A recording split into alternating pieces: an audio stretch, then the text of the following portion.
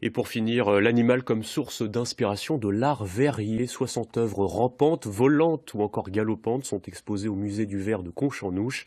Cette exposition intitulée Le bestiaire de verre de la fin du 19e siècle à nos jours est à retrouver jusqu'en septembre. Viviane Dofouedos et Éric Lombert.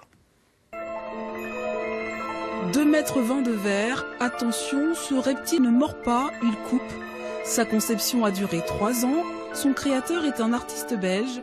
L'idée lui est venue après un séjour en Amérique latine. Pour cela, il a utilisé du verre de bouteille qu'il a découpé au chalumeau. Il en a découpé près de 2500 morceaux qu'il a collés de manière à réaliser le caillement.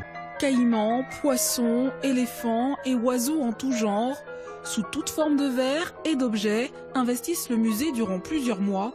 Parmi la soixantaine d'œuvres proposées, une paire de lampes perroquets ou encore la bouteille chauve-souris d'Émile Gallet. C'est une représentation très réaliste comme on les faisait dans les verreries Art Nouveau de la fin du 19e siècle. Le bestiaire de verre de la fin du 19e siècle à nos jours retrace ainsi 150 ans d'art. Une deuxième section de l'exposition présente des verreries produites durant l'entre-deux-guerres, entre les deux guerres mondiales, où les représentations animalières étaient plutôt stylisées, géométrisées, même simplifiées. On présente également des œuvres en verre réalisées après la Seconde Guerre mondiale, dans le cadre des grandes cristalleries françaises, entre autres, mais également dans les cristalleries suédoises.